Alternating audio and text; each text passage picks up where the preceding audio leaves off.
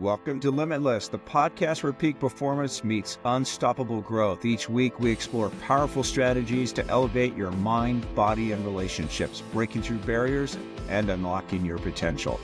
Whether you're striving for personal excellence or deeper connection, this is your space for transformation. Just a reminder that this podcast is for informational and educational purposes only. It is not intended to diagnose, treat, or cure any mental, health, or medical condition, nor is it a substitute for professional advice. Always consult a licensed healthcare or mental health professional for your own needs. If you are experiencing a mental health crisis, text or call 988, and if you need medical attention, dial 911 from your phone. Now let's get started with living a life without limits.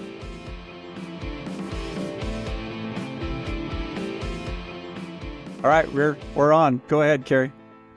Hi, all. We're so excited to be here with Rod Price and with Brooke and with James. We are so honored to be able to be with you guys today and to hear and learn more about your life, your story, your business that you guys have together. It is a delight, an honor, and a joy to be with you guys. We're so excited to learn more about the amazing things that you guys are both doing. Would you both be willing to introduce and tell us a little bit more about each of you? For having us. Absolutely. Would you guys I go first? Yeah, I can go first. Yeah, I'm Brooke. I have been traveling for about 11 years now, but full time for the last 4.5 years. And I've been documenting for the last decade on a travel blog that until recently was just a passion project. And in the last few years, I've seen it grow into something maybe a little bit more like a business. And now with James's help, it really is realizing its potential as a business, which is super exciting. And these travels have taken me all over the world, but I'm definitely drawn to mountains in particular, and it's a joy to get to share that with James. Yeah. As she said, I'm James. So I have not been traveling as long, but I started kind of doing the digital nomad life, I think like 2 or 3 years ago. And then, I was working for corporate America and then met Brooke and thought, well, this is way more fun than doing an office job. And so, quit my job and we've been traveling ever since. But, I have a little bit of background in video editing and some of the more corporate things that, kind of complement her skill set in the content creation. And so I have been the guy behind the scenes, the professional Instagram boyfriend, as I like to say, doing the filming, doing the editing, putting it together. So that's been the last full-time year. We just kind of come up we're almost on our kind of 1-year anniversary full-time traveling together in April. So. Oh, congrats. That's great. Yeah. And maybe it's important to add too, for the story, that neither one of us expected to end up in this position. I have a PhD in biomechanics before I left to travel full time, and James has 3 master's degrees in a variety of topics. Wow. Wow, that's amazing. Well, James, what are your master, if you feel comfortable? Yeah, of course. Yeah. So I have a master's in teaching English to speakers of other languages and also teaching French to speakers of other languages. So essentially to be a French teacher or English teacher, taught for a hot second and then kind of pivoted into more generic education and learning and technology. And so that landed me. So that was like the 3rd master's I did. And that kind of got me into my corporate American job where I was working in like learning science and, tutorial building at Adobe most recently. Really neat background. Incredible. How did you guys meet? Yeah, so that's definitely a fun story. It was on the first group trip that I ever hosted, and we'll probably talk about the group trips at some point throughout this podcast too, because that is like an increasing part of the business that we're doing together. But it was the first time I'd ever dipped my toe into hosting a group trip, and it was in Patagonia, and James came on that trip. Yeah, I was looking to do the W Trek that essentially, the big one that everyone goes down there to do. And I had been researching it. And like, wow, this is a lot harder than I thought it was going to be in terms of logistics and putting the planning together. And then I saw, I had followed Brooke because one of my friends they're a couple, they'd been in the Dolomites recently. They were like, oh, you should check it out. And like, I went and checked out the Dolomite feed on Instagram, and hers was the first reel that came up. And I thought, wow, she's doing some pretty cool stuff. And so when I started following her, I got the information that she was hosting a group trip to Patagonia. I thought this feels like a sign to a sign. The world's telling me, forget, trying to do this on my own. Because again, I'd only done solo travel, mostly everything by myself. And I thought, all right, I'll take a risk and see what happens. And I guess it turned out pretty well. Oh, That's And so. I think the group trips for both of us have opened such an incredible door. Like, not only did it allow us to meet each other, but both of us, prior to getting involved as a participant and as a host on the group trip, we were mostly solo travelers. So it was a step outside our comfort zone for both of us. So we're going to like being on this trip where things are a lot more structured and dictated. And, you know, we've made a lot of incredible friendships out of that. Least of all this, I mean, yeah, it's opened a lot of opportunities for us, and it's something that we're super excited to continue. Oh, that's so neat. So you guys met while you're having adventures together. Would you say that is a key part of your relationship, or what do you guys think? I would say it's probably the most key part of our relationship. I mean, there's a lot of reasons that we're great together and that we work together, and there's so many ways we complement each other, but ultimately, I don't think any of it would work if we didn't share this love for adventure. Like, that is what really bonded us, and that is what makes this lifestyle possible. That's so awesome. That's really, really neat. Can you guys share with us a little a memory or a time where you guys experienced an adventure together? I'm sure you have many. Every day is an adventure. Yeah. We were talking about this and how it is hard to kind of choose one adventure or even, kind of one highlight, just because we're getting very privileged in this regard. We get to do a lot of fun things. Like I particularly think that our gorilla trekking in Uganda, which then culminated in me asking Brooke to marry me. Aw. I think that was my favorite adventure. Congratulations. Thank you very much. And then I really liked the first time we climbed a mountain together. That was a really special time because she had been doing this for a long time. I had been doing mostly, guided trip, right? And really only one other, summit that was with a mountaineering class, right? So she had been light years ahead of me. And so this was the first time I got to actually go out there alone. She was there as kind of the guide, really. And Overself. We were there as a team, and it was really, really cool to be there as a climbing team, like to get to share that together. Oh, wow. That is so neat. And you said the gorilla, where was it? I'm sorry, I didn't quite. So gorilla trekking. So we went to Uganda. So I'd been wanting to see the gorillas up close for as long as I can remember. And when Brooke said, okay, here's this next leg of our trip. We're going to be in Jordan, the Middle East. I thought, and we have a few months we can play with. Not sure what we're going to do. And I thought, oh man, this is finally my chance to go see gorillas. And so you kind of could do it in either Uganda or Rwanda, or DRC. Or DRC, but we didn't go. We didn't go to Congo. And we thought, okay, let's do a larger safari and kind of work in this gorilla trekking. And so you go out there and hike in the jungle for about 2 hours. It depends on where the gorillas are. You are following a ranger through a jungle. It is not on a trail. They're hacking with machetes to get you through, and sometimes you are scrambling up just mud. Yes. In the jungle. Like, it was a full jungle experience to eventually arrive at the family of gorillas that has been habituated over the course of many years to feel comfortable when humans are there. Like, they view you as some strange animal that comes near them but doesn't really bother them. So, it's a pretty incredible experience. It was very profound, really, getting to be, not far, like close enough to reach out and touch these gorillas, and to just get to sit in the jungle and just observe them.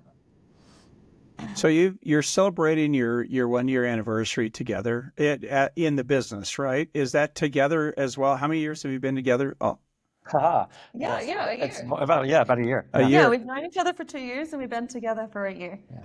So was there, like, whether it was the gorillas trip or one of the other trips, is there a moment where you both felt, and it could have been individually or together, where you went, oh, this is exactly what we're supposed to be doing right now. I'm supposed to be in this moment with this other person, and this seals it for me. This tells me that was the right thing. That's so hard to choose just one moment. Oh, I think know. that's like an overwhelming feeling that I have all the time. Do you have one moment? Oh, yeah. I feel that all the time when we are together. Like, this just feels right. It feels like we are going with the flow of the universe. Like, it's incredible that we were able to find each other and being together. It feels in some ways very natural. Yeah. So I knew that I wanted to be with Brooke for the rest of my life, pretty much as soon as I met her. And so my answer is on the trip to Patagonia, and we're out there in the middle of beautiful fjords and trails and mountains. And, she is being the adorable woman that she is and just effortlessly. And I think we were, walking along the trail, talking about absolutely nothing and everything all at once, catching up to the group because we were always behind because we were taking photos. And every time we'd stop at a viewpoint, we'd stop, take more photos, the group would continue on, and we found ourselves constantly catching up. And in those common conversations, I discovered that, right, we had all this in common. She had the same goals, same life, ideals. And I just thought, this is what I want to be doing with my life, is traveling around the world with someone who clearly gets me. We had a lot of Me Too conversations. You'd say something and they'd be like, Me Too, right? And then, we'd talk about that for another 5 minutes. And so, yeah, that was mine. And it's a cop out because I can easily say like, oh, I knew as soon as I met you. But it's really true. I had been looking for that kind of a partner for a long time, and really hadn't found it. And so this was a big deal for me. I think we're exploring in this episode, what it's like in terms of your individual backgrounds, and as it relates to achieving peak performance, higher levels of performance in our lives individually and in relationship with other people. So I'm curious, and I'll turn it back over to you, Carrie. I just had a couple of key questions that came up. I'm really curious about. You seem like you both were very independent people before you met, and you had your own lives. You're doing your own thing. You're on this path, and then you meet, and you fall in love, and now you're together. Were there some challenges though in making that transition from individual, independent, and then coming together and having to make decisions together on where you're going to go, what you're going to do, and all of that? Oh, absolutely. Yeah, but not as many as I would have thought, because I think we slot together so nicely. So I feel like in pretty much every other relationship that I've been in, it was this struggle between how do I maintain my independence and my autonomy and be able to do what I want to do and still show up in this relationship. It was this constant push-pull. And I felt like I was always sacrificing something. I was always compromising something. And this is really the first time that I feel like, wow, I get to have the life that I want and the relationship that I want, and neither one of those takes away from the other. And I think that's super special. Yeah. And I think that I was very fortunate in that I had already lived a lot of life and had done a lot of things I wanted to do. Again, had been multiple careers at that point, right? I dabbled in a bunch of things. And so I wasn't there thinking, okay, I'm 42, right? Gosh, I'm 42. Like I still need to do this thing or that thing. And for me, it was like, I want to find my person and spend my life with my person, doing the things I love to do. And so that kind of helped me, let go of any, maybe preconceived notion of what I wanted my life to look like specifically with Brooke. I just wanted my life to be with Brooke. And I joke all the time, like, look, if you want to go to Ohio and hang out I'm there, right? Like I hear it's great in the fall. It doesn't matter where we are. For me, it's because I'm with Brooke. But I do think that we have come across a few small things like every couple does. Like for instance, I'm so used to doing everything on my own that when she showed up, it's like, hey, I have this entire year planned. I'm like, wait, really? She's like, yeah, it's all planned. You don't have to do anything. And so I kind of like, great, well, I can just sit back and chill. And then at the same time though, there's certain things where I could have stepped up and say, hey, look, I know you have everything planned, but like, where can I take this off your plate or that? And like, no, I love planning, I love doing this. But the reality is, just because she's the one that she's the one used to calling the shots as well. I would step back too much, assuming, oh, you can totally do this, right? And so finding that balance of or even just small things like, I am probably more disorganized than she would like to be in a hotel room, versus like, oh, like I don't care if my if the bag's unpacked for a couple hours, like and she's in there unpacking the bag on and putting things in drawers, and so that kind of stuff. And so when I'm used to traveling by myself, I'm like, why would you even care about that? We're here for 2 days. Where she's like, no, like it needs to be unpacked and clean and proper. And so it's small stuff like that I think is just navigating differences. Right, it's a natural adjustment. So there's nothing massive, because I think we do work so well at that at the macro level, that the conversations at the micro level always roll up to, hey, we love each other, we're here to do this together, we want to be here together. Everything else is just gravy. So. Well said. Amazing, you guys. Brooke, will you say something? And I think too, like, that I lived a lot of my life believing like that other people, this is going to sound so bad, that other people were going to slow me down. Like, I'm not going to be able to achieve what I want to achieve because someone else is always going to hold me back. And like, that is a lot of what relationships represented to me. And even just going on a trip alone, going on a hike or a climb alone, I can move faster and I can move farther without anyone else there, and I can dictate my own schedule. And I came to really love that and cherish that.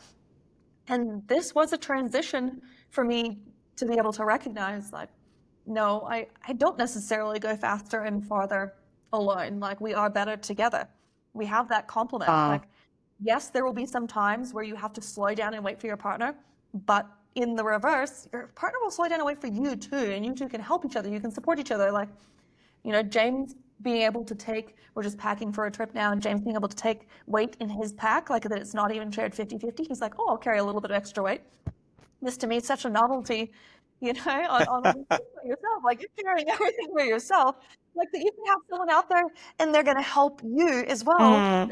So being with another person doesn't necessarily represent going slower or not getting as far. It actually, you can get a lot farther. Really, like the power of team, right? Exactly right. It's amazing. And I think there's a lot of like romanticism around the lone wolf or the solo traveler or whatever that is, I think we both subscribed to that a little bit. We really did, yeah. That was our persona for so long. Yeah, and then I think as you realize that, in the classic adage, right, you can go, you go faster alone, but farther together, right? And I think that really epitomizes, I think, our relationship for sure. Yeah. That's a great one. Yeah. Yeah, that's so well said. So if it's okay, Brooke, would you be willing to share, because you are talking about independent climbing, about some of your summits that you've done solo? Is that all right?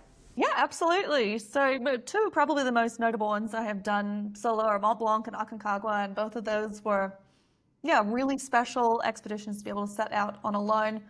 Mont Blanc in particular, the Tour de Mont Blanc, the 180-kilometer hike that wraps around Mont Blanc, was the first solo backpacking trip that I ever did, 8 years ago or something now. And I remember where I was at that stage. I had a friend who was supposed to be going with me who pulled out at the last minute, and I was terrified thinking that I was going to be embarking on this on my own. It was the first time I'd hiked anything near that long, carrying my own tent, all of my own food, out there by myself for what I planned to be an 11-day hike. And I was really, really scared, and I had to give myself a lot of pep talks to be able to go on this. And it ended up being the best experience. It is what cemented for me confidence in the outdoors. Like, it's okay to start out on this hike, a little bit nervous, but trust the preparation that you've done, and trust yourself. Like, as a solo female, you can set out on this hike, and I really didn't have anyone at that time, in my ear telling me like I should be able to do this hike. It was a little bit of a stretch for me at that point, to be honest. Like, it was really demanding and it really took a toll on me, but I ended up being quite determined to do it. It was very impactful. And then so for me to go back and climb Mont Blanc solo was really special. That was something I never would have dreamed that I could have done as I was doing that hike. I was looking up at that mountain every day. I never thought that I would climb that mountain, let alone alone. So it was really special to have the opportunity. And, I had a lot more experience under my belt at that stage and started thinking, is this something that I could possibly do alone? I mean, the symbolism of it alone was very appealing to me. So I think, there was a story there, and I wanted to tackle this mountain alone. And of course, there's a lot of research and safety that goes into confirming that was something I could do alone. And ultimately, it was. And it was definitely a proud moment. I cried when I was on that summit, feeling like, wow, okay, I got to come back to this place that started so much for me, and I got to level up again, and I got to prove that I could still do something even a little harder still, and definitely something that not a lot of people thought I could do. I got a lot of negative feedback at the hut and on the trail. What's a little girl like you doing on a big mountain like this by yourself? So I feel very good in those moments to be able to power up and succeed. Wow. So, something Carrie and I have been diving into the last couple of weeks is,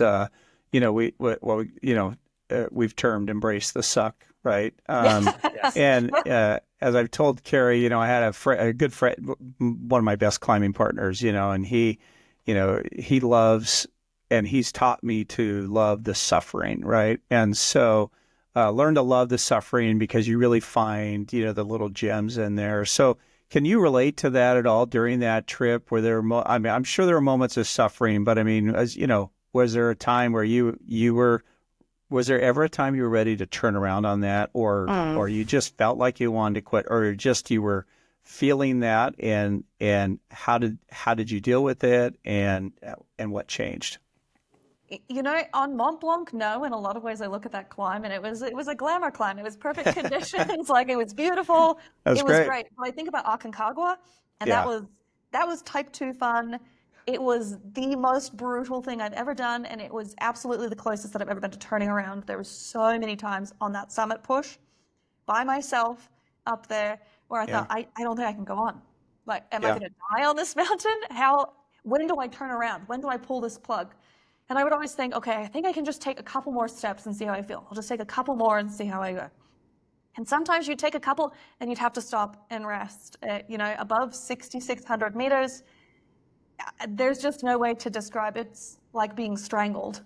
You're getting no oxygen whatsoever. I felt very close to collapse, and it was just a matter of a few feet, just a few more steps. Can I go just a few more for hours? And it was freezing cold, the coldest I've ever been, completely alone up there. And yeah, starting to experience the effects of altitude very significantly, that blurred vision, the kind of drunken feeling that you get, just teetering on the brink of when does this cross the line into this is extremely dangerous and I have to turn around, and when am I just pushing the limit? And dancing that line is difficult. It's hard to know which side of that line you stand on sometimes, because I've always believed in embracing this the type 2 fun. I'm like, mountaineering isn't supposed to be easy and fun all the time. Sometimes you have to push through, and it's the challenge that makes it so worthwhile. It's the hard-earned summits that are the best. But then with that line on Aconcagua, it became very difficult for me to understand, am I pushing past what is an acceptable limit here? Like, where can I draw this line? And when you're up there on the mountain alone, you have to make that call for yourself. There's no one to pull the plug for you. You are the one who turns yourself around, or you're the one who continues to go and deals with the consequences either way. Yeah. Yeah. Wow. What was it like? You made it. I did. I made it. Yes, and that was another incredible one. More tears on the summit there too. That was definitely an incredible accomplishment.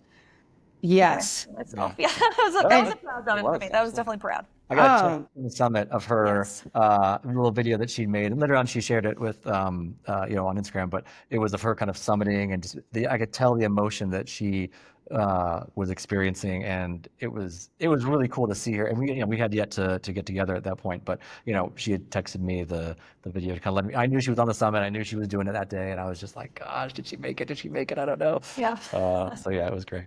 It was really great. Waiting. And what was it? What did that feel like for you when you were on that?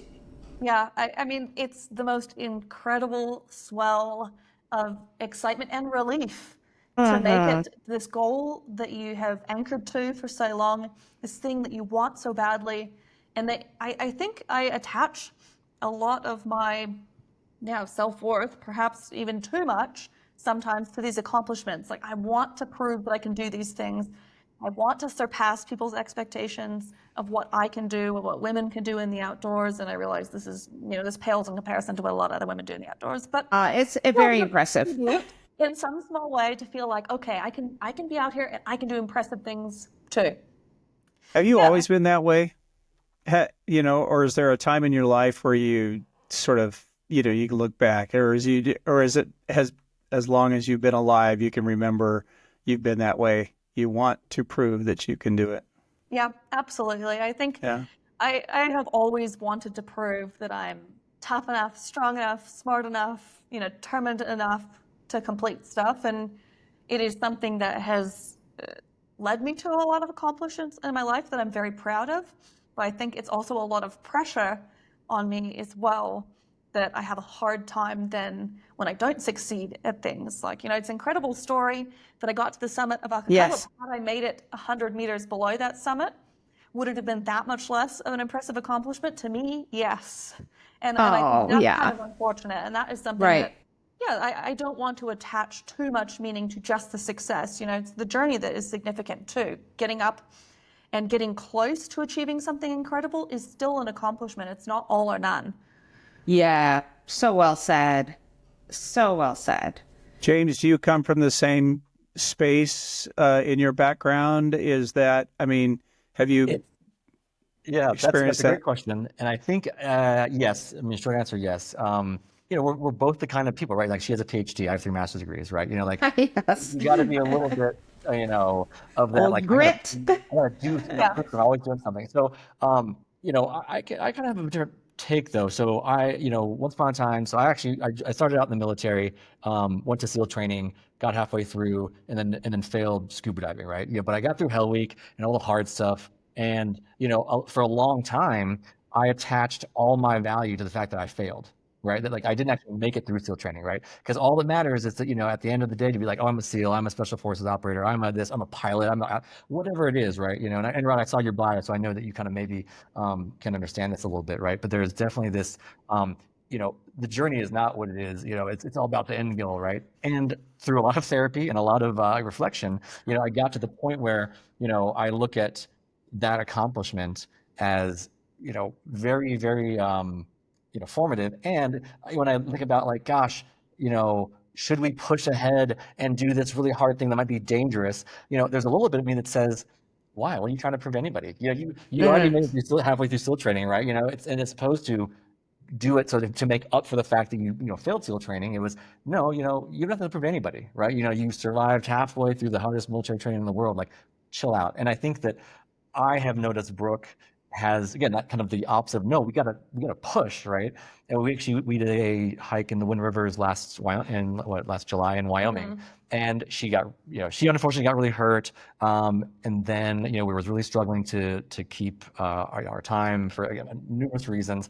And I was like, look, there's no medal at the end of this, right? No one's sitting there with the stopwatch being like, you missed the time, like we can bail out of this from a safety standpoint, and it's fine, right? And I think that's just my mentality, of not to quit, but to recognize when, hey, we're already doing something insanely amazing and fun. Let's not make it not fun by trying to push ourselves to the brink and then end up maybe out for the season, maybe so hurt that you can't do our next thing, right? So I have evolved in that regard, but I definitely started out, right? You don't do a PhD, you don't go through SEAL training unless you are kind of trying to prove something to yourself or somebody else. But I think there's that natural evolution of, my life. And I think Brooke is obviously probably will fall in that same path. Yeah, I think just I'm have a still in little the bit middle of that evolution right now, and James is a great grounding force in that to remind me that it's not only the end that counts. There's a lot of important stuff that happens in the middle and leading up to that endpoint too.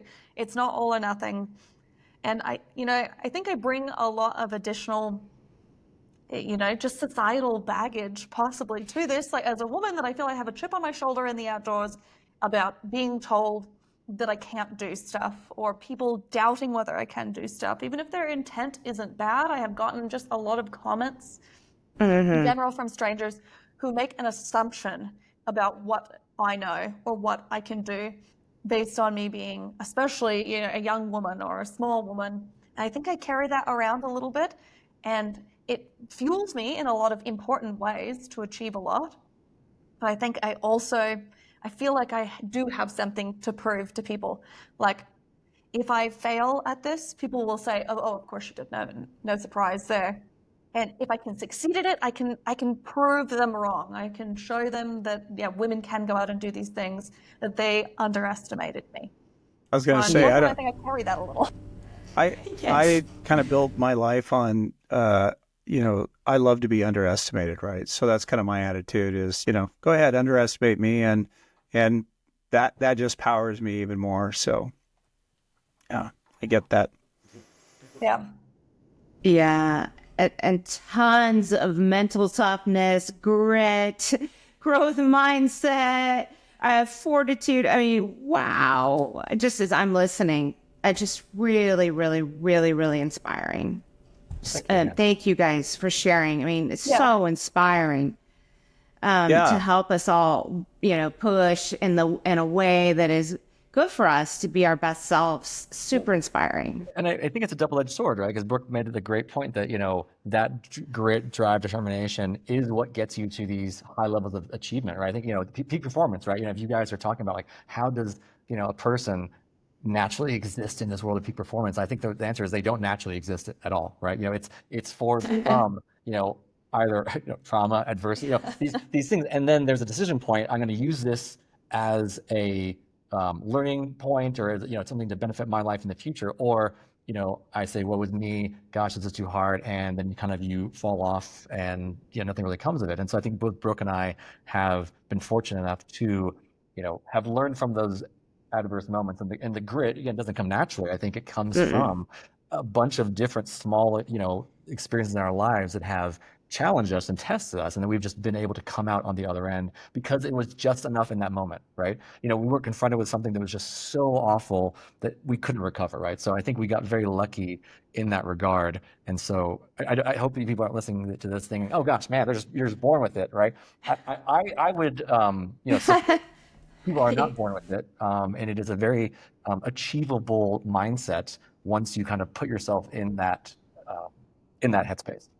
And I think, I can say this for me, and it's possibly true for you as well, that I feel like a lot of my grit developed to compensate for the fact I'm not an exceptional athlete. I'm not exceptional physically at all. I was never good at sport. Like, I got into hiking as something that I felt, oh, this doesn't require speed or the absolute height of performance from me. This requires so much mental fortitude. Like, if I just push hard enough, I can still do this. There's no amount of pushing hard enough that would allow me to make a free throw on a basketball court. Like, there's so much talent involved there. I think for me, I always felt like, well, I'm not going to be the strongest and the fastest physically, but what I can do is go the longest. I can keep pushing. Yeah. And I saw that pay off for me in, on the Tour de Mont Blanc, that first big hike that I did by myself. I was so underprepared for that physically, and I was in so much pain every day, could barely get out of the tent. And yet I felt like I can keep going though. I know I can keep going. And that was what I felt like I had to offer. Yeah. Perseverance. Yeah. And the perseverance, I'll keep the SEAL training anecdotes to a minimum, but that's great. Bring it. Yes. Everybody who struggled in the first few weeks, like leading up to Hell Week, right? Like they weren't the fastest, they weren't the strongest, they weren't, whatever. We call it got gooned, right? They're the ones kind of getting, the extra remediation in terms of physical fitness, at the end of a run or a swim. And everyone else who was the fastest and the best kind of got to chill out and hang out, and they were just like, this is easy, right? Like, and then as soon as Hell Week started, everybody was on the equal footing. Right? No one got any special treatment. And the people who were there for the first 3 weeks, having to develop that grit, right? Staying when they thought, man, this is really awful and this is really hard. They had so many extra opportunities to have learned from that and to develop from that. And that everybody in my class, the fastest runner, fastest swimmer, best guy in the obstacle course, everyone quit in the first 24 hours. Like all the top performers quit because they just didn't give themselves enough opportunity to fail and understand what that failure meant and to push through it. And I think in life, I've also seen that people just really hate failure. They just don't want to admit it. They don't want to put themselves in a position where they could fail. And I think the idea of this peak performance is not you're always winning and you're always on top. It's that you are actually putting yourself in a position where you are going to potentially fail. And if you do fail, then you are going to have to get back up and try it again and fail again. And then once the massive climb comes, Aconcagua, right, or whatever, it's not that's like, oh, like I've always been able to do this. It's I was able to push through all these other failures to get to the point where I am now successful.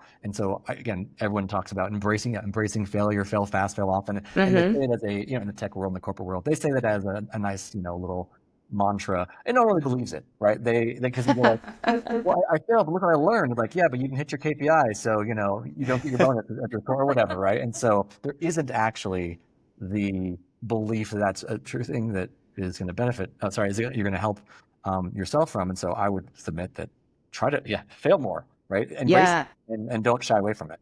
I think you keep bringing up it's a lot of it's the mental game, right? So whether it's Mont Blanc or it's Hell Week for Navy SEALs or Marine boot camp or anything else, there's this mental game, and you get to, you're constantly pushing yourself. Carrie and I were talking about this last week, just in a conversation about just, mountain climbing in general. So, your first time up, you're all excited. I got into this a long time ago where if we have a group, we always take a picture of the group at the trailhead with the sign. Everybody's happy. They still like me, that kind of stuff. And then, you got to take the photo when you get back down to the trailhead, and everybody looks, they're not quite as happy. They're happy to be down, but they don't look the same, and they're usually mad at me, or some of them are. But I was the same way when, just my first time going up Mount Adams, right? I mean, it was going great, for the first quarter, and then it got harder, and about halfway up there, just that mountain, because I underestimated it. I wasn't necessarily as ready as I could be, made it to the top, but I've been up there, I think 7 or 8 times now, so it's each time got easier because I know what to expect. I know, and then all the other mountains, you get to know yourself more. You get to know what you're capable of. And I think so, whether it's, for me, it was boot camp, 18 years old in Marine boot camp was where I learned that I was capable of much, much more than I thought I was. Right. And I think most people, if they'll just, as you were describing, Brooke, as one step at a time, you just keep going, right? Keep going, maybe till you drop, or if you don't drop, you just keep going. But you get to the top and you go, oh wow, there were so many times I didn't think I was going to do this or I could do this, but here I am, right? And so I think that, for me and the people we talk to, it just seems like so much of it is mental, right? We're just capable of so much more than we thought. Yeah, absolutely. And I think that is probably what attracts a lot of people, and certainly me, to the outdoors, is the mental nature that just through wanting it badly enough and being willing to suffer a little bit to get there, you can achieve really incredible things. And like I said, there's plenty of physical feats that no amount of me wanting to do it could allow me to, achieve some of these other things. But with hiking and with climbing, it often comes down to the person who can just keep going. Just don't quit. Yeah. Yeah. The strongest or fastest person isn't even necessarily the one who makes it in the end. It's the person who can keep going again and again, sometimes day after day after day on a longer expedition. That's the person who will make it there. And it's not a race. You can go at your own pace. That's another wonderful thing that the mountains gives you. You can show up exactly how you want to show up in the mountains. You can go slow and steady, and no one gets to take away from you that you finished something, that you reached some summit, that you completed some loop. No matter what your pace looks like, you can still complete something, just as long as you're determined enough. And I'll bring it back to the couple stuff, right? Like, I think that is absolutely a truism. And I think that, you brought up bring boot camp and other things like that. There is a certain amount of controlled and guided, mentorship that you don't see when you're in it, right? Right. But later on, and I think that one of the reasons I have been able to keep up with Brooke, to be honest, right, over the past year, she has served at, even though I have this, grit, and tough, mental toughness mentality and everything, she has been a mentor for me in ways that have complement and then actually ultimately helped me get there. And I specifically, I had never in a million years thought I would lead rock climbing. Awesome. And, within the next 5 years, right? Yeah. Someone once told me you need about 500 top ropes before you should even think about trying to lead. I was like, oh, okay, 500, great. I'm at 17. Okay, cool. Whatever it was. Right. We were in Jordan, and she's like, hey, you should get some top rope experience in. I'm like, yeah, that'd be nice. Yeah. Anyway, maybe in a few years. No, I meant lead. Yeah, lead experience in. And I'm like, wait, I mean now? And she said, it was an easy word. I was like, it never hurts. Start early. Yeah, I was like, she's like, you got it, right? And so she was able to see in me, I know what I wasn't, again, my blinders, right, and my belief, right, even the limitations that I imposed on myself at that level. She could look through them like, nah, no, I don't believe it. You can do this. And I tried and led, and then I did it again. And and even just this last trip in Mexico with my parents, with her parents, I ended up leading a 5.9 that I, again, awesome. Never in a million years. And I'm not a climber, right? I'm not a rock climber the way people would say, I'm a rock climber.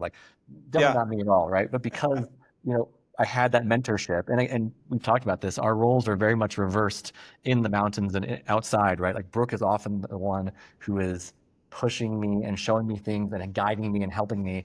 And I think that without that, like having a partner in crime, especially in the mountains, and if it's your romantic partner or your climbing partner, like I think it's just so important that you develop that relationship. And we just get so lucky that we get to have it in our romantic partner. Yeah. But it doesn't have to be a romantic partner, just somebody that's going to help push you outside your comfort zone and see what you maybe don't see in yourself. And so again, I really appreciate all of that from her.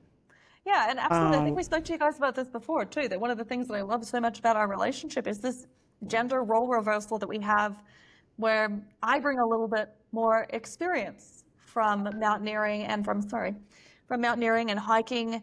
And I love so much that is celebrated in our relationship. I think there are a lot of people in this world who would have a hard time taking that advice from their younger female partner in the outdoors. And to James's credit, he is always so excited to learn from me and listen and work stuff out together, take my advice, listen to experiences that I've had, and we can use it to grow together. And I think that has been a reinforcement of some of the confidence that I have in the outdoors too, that like, here is someone who knows me better than anyone and is showing up continually, respecting my opinion, valuing what I have to contribute, trusting my expertise. It's really, really nice to have that. And, that is absolutely not a guarantee, even with romantic partnerships, that your opinion and your expertise is going to be valued.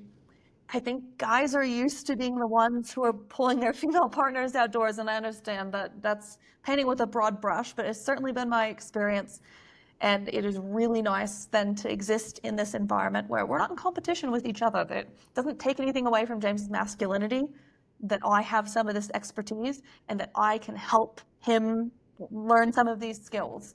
And it doesn't take anything away from me, that James is becoming better at some of these things too. It all just makes us better as a team to be able to go out and climb stuff. It was a big part of why I encouraged you to get into lead climbing.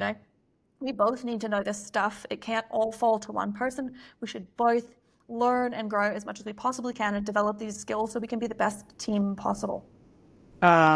So beautiful. Good stuff. So well said. Very good. So well said. Thank you. So can we pivot a little bit? Because you're taking this thing you love and have done for a long time, and then you decided to turn it into a business, and so now and your sole source of living, right? Is that correct? Yeah.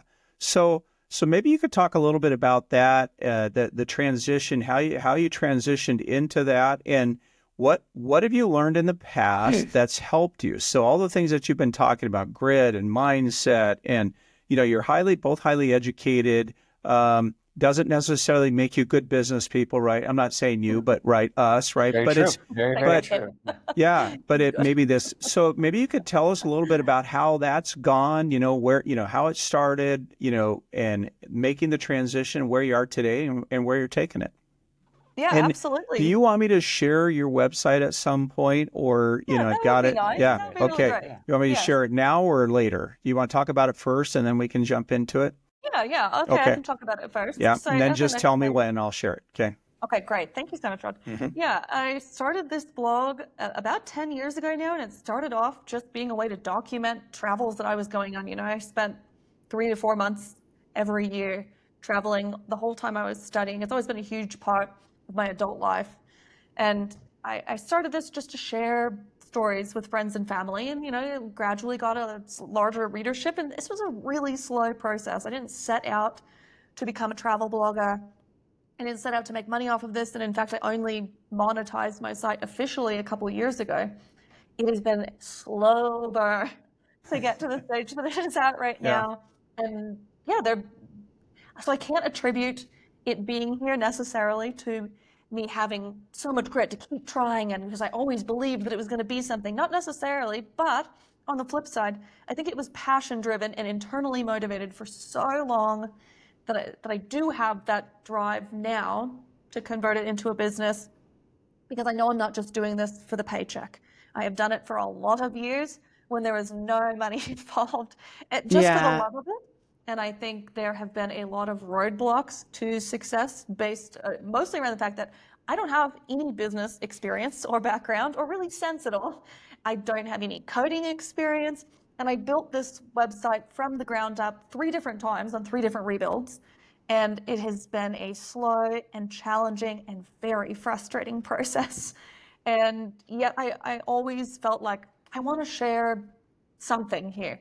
It meant enough to me to, for many years, pay money to run this blog instead of even making money from the blog. And I think I still carry some of that mentality now, which is, this isn't only worth it to me if we become 6-figure business owners. This is worth it just from a value standpoint and a creativity standpoint.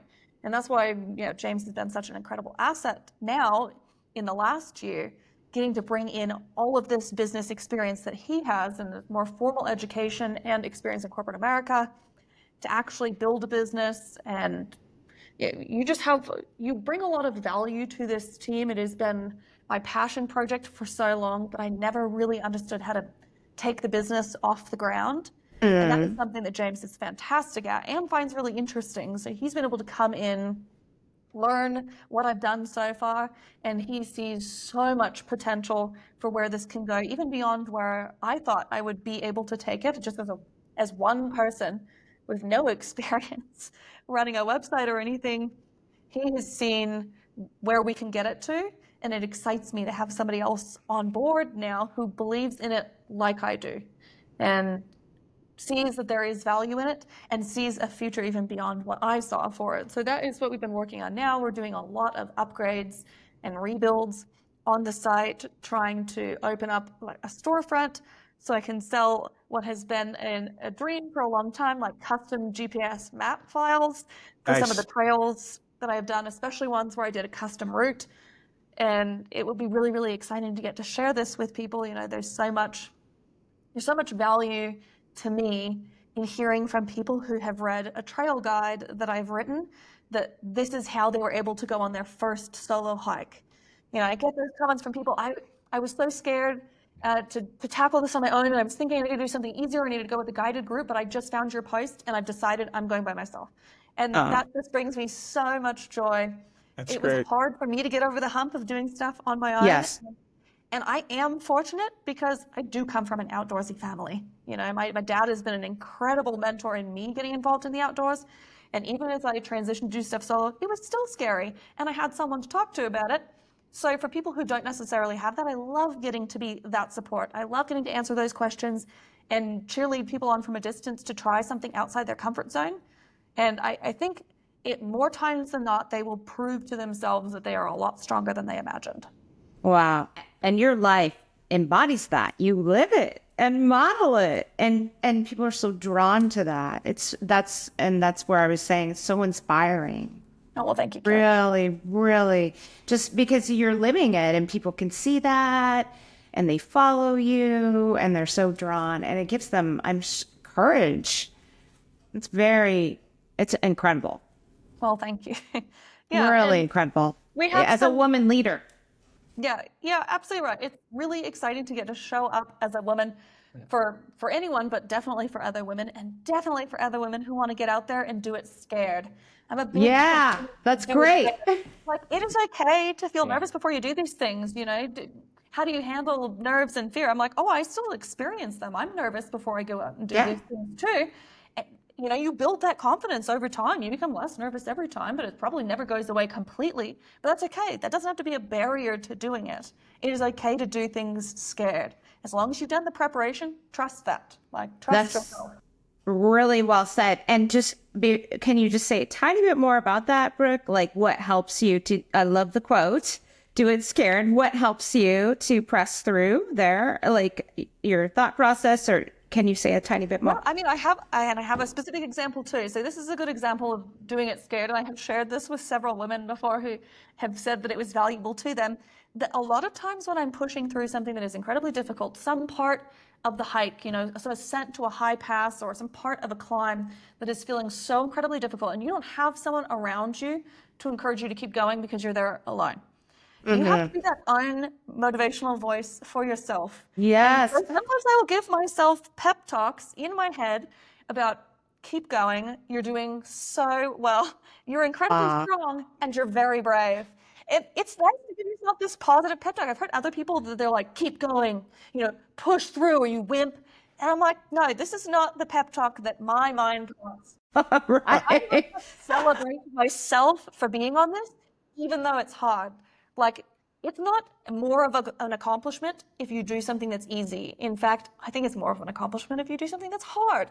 If you have to push through that a little bit, if you have to work over those barriers, especially those mental barriers, it means more when you get to the top. So, the fact Yes. that you're scared, that's okay. A lot of us are, probably all of us are. Yep. We're all Right. scared. Even at the most Mm-hmm. elite level, when you're trying something new and pushing outside your comfort zone, you're going to be scared. But you keep that positive inner voice and that inner monologue going, you're so brave. You're doing fantastic. And I'm incredibly proud of you for even showing up today. It's awesome. Sounds a I bit love it. silly, but I find it really motivates me. And I've heard from other women that it was motivating to them too, to think this constant track of positivity at the hardest point, at the crux. You are pushing through when you want to give up, and then you get that huge surge of dopamine when you've made it to the top of that pass or you've made it to that summit. And you've earned that. Yes. Or That's there's a so metaphor moving. for life. Yeah. Yeah. Yeah, super moving, right? We can often push beyond what we think we can. Absolutely. Yeah, I think most of the time we can push beyond where it's comfortable to stop. As soon as something starts to get a little bit difficult, you can push beyond that. That's not your limit. Yeah. That's just the beginning of you being uncomfortable. And there's a lot of space that exists between, do I want to keep doing this? And I literally can't go on. There's a lot between there. And I think developing that is part of the grit. Learning to exist in that space. Learning to exist a little bit uncomfortable. Like, okay, this is definitely hard. And would it be nicer to sit down and not go on? Yes, of course. But I have Yes. more in me. There's still more in the tank. Get comfortable, be uncomfortable. I think you guys talked about that Yes. earlier as well, right? And most people, to your point, don't put themselves in positions where they even start to feel uncomfortable. So as soon as they Right. do, that means, oh, I'm at my max. And you're like, no, yeah, right. I love that. You just started feeling uncomfortable. Yeah. And then being mindful of like what that feels like. And okay, you push yourself another 20 minutes. Okay, what does that feel like? And then you push yourself another, an hour. Okay, what does that feel like? And then starting to get that baseline also, I think, helps people be real with themselves about, am I pushing myself past, safety here, or am I just a little uncomfortable? And the answer, you're spot on. And that is a delicate I'm dance uncomfortable. sometimes, but so not to undersell that there is a safety component involved sometimes, but yes, like the second the a low fuel, empty fuel light goes on, doesn't mean pull over, you've ran out. It means, okay, things are starting to get low. You're going to keep an eye on things a little bit more than you otherwise would be. You're going to see how close you can get to the fuel station before you run out of fuel, and hopefully you make it all the way there. And if you get pretty close, then you've done your best. You haven't given up at the first sign of like the light coming on. Right. Right. You're providing such a beautiful and powerful description of the mental game that you were referencing earlier, Rod, right? Where just how you're really mapping it out, how that inner dialogue is so powerful. It's, I think thank you for sharing. you stretch your limits every time you do the things that you've been describing. When we stretch our limits beyond what we thought we could do, you grow your comfort zone, right? So when I'm talking with people, I say, everybody has this comfort zone. And a lot of times people go outside their comfort zone, have a bad experience, and then, immediately bolt right back into it. And if they, and sometimes if they do that 2 or 3 times, they decide not to come out of their comfort zone anymore. But if they can come out of there and get through that, push through that first outer limit that they've set for themselves, usually, right? We've set that for ourselves. We just push back through that. Typically, we've grown. We might not go back to that same limit before, but we're going to venture out a little bit more. So I think that's what you've described more eloquently. As your life, what you've been doing is. I love the analogy of the gas tank, right? The gas light. That's really a good one. It's like, yeah, we Thank don't, you. yeah, when the light comes on, we don't pull over, right? We figure, okay, I think I've got another 40 miles, so I'm going to push it. I have to. It's either that, or if I run out, I run out. But yeah, Yeah, that's and a you have great an analogy. awareness of, okay, I have transitioned into a different zone right here. I'm not just blazing ahead without awareness of the fact that, okay, things are getting harder, and it's important to have that awareness so that you are being safe, but it absolutely doesn't mean that that is your limit. You can push beyond that quite a distance sometimes and really surprise yourself. Yeah, Yeah, for and I think sure. that you said zone, and like not to get too nerdy here, but like actually in learning theory, there's this idea of the zone of proximal development, and that's where like you can accomplish something outside what you normally could do with just a little bit of extra help. And I think you can be that little extra help with these positive mantras, right? And it doesn't mean that, oh, I need to take a guide with me, but it's if you're trying to figure out, yeah, how do I actually do this? You figure out what your comfort zone is. And then you think about what would the next step to that logically be? Okay, I've never done an overnight backpacking trip. Okay, I'll do a 1-day overnight backpacking. It's not, I'm going to sign up for a 7-day trip, right? I think that's where people, falter, right? They go too much, too fast. And so I'm a poor example of this you are, too, but because it's my okay. first solo trip was, the Tour de Mont Blanc, which I ended up doing in 8 days. But I mean, it was a big one to undertake solo. Right. So I kind of went 0 to 100, and I wouldn't Yeah. necessarily say that. I mean, it's not the only way to do it, certainly.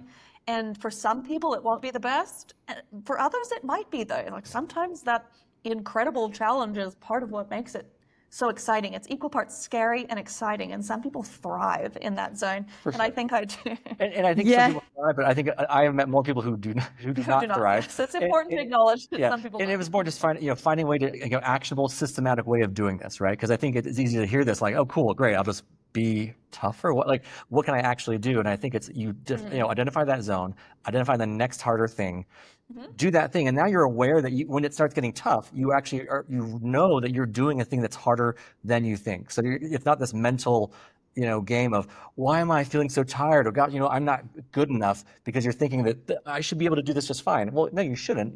You've decided to do something harder, and then when you come back from that, like you said, if you keep going out and having this really horrible time, you're going to always stay in your comfort zone. But then slowly that new zone grows, and then now all of a sudden you have a new +1, right? And you think, okay, what's that next thing? Little by little, you find yourself in a very easily maintainable and approachable way to develop this mental toughness, because you're not just jumping full speed ahead. Again, it totally could work for some people, but for those out there who know yourself, exactly. what works for you. Know yourself. I've always been like an into the deep end sort of person, and I totally recognize that is not the only way to accomplish these things. There's plenty of incredibly successful people who have done it gradually and systematically. It just so happened that I really dove in, and sort of unintentionally, right? I didn't plan that trip alone. I planned it with a friend. I think the universe conspired to put me on this trip by myself, and I'm incredibly grateful. And I tell that friend all the time, I'm so glad that you did not come on this. Not that I don't love you and that we wasn't a great time. But I wouldn't be the same person if you had come on this. That was such a formative experience for me. And this is my best friend, so I can tell her that. But Sure. I literally wouldn't be the same person without that solo experience. And I am so grateful that I got that push, because who knows how long it would have taken me to choose to do it on my own, and who knows how many steps I would have had to take to get there. Sometimes this is just how the world works, right? An opportunity is presented in front of you, and it's possibly more than you think you're really ready to do, but maybe take a leap and you will surprise yourself. Yeah, that's Love it. so encouraging. And also, just you have a PhD as well and 3 masters. So I think this probably applies in the academic world as well, as that's my guess. Similar concepts, would you say? What are your thoughts about that? Yeah, I mean, I think a lot of these principles that apply so much to climbing, and I feel like we live them in so many aspects of our life. We tend to approach things in a lot of really similar ways. Yeah, I powered through my PhD really fast, and it was definitely challenging. It was by far the most stressful period of my entire life, but I am incredibly grateful for the opportunity to even do that, and the ability to accelerate that and push myself to get through it.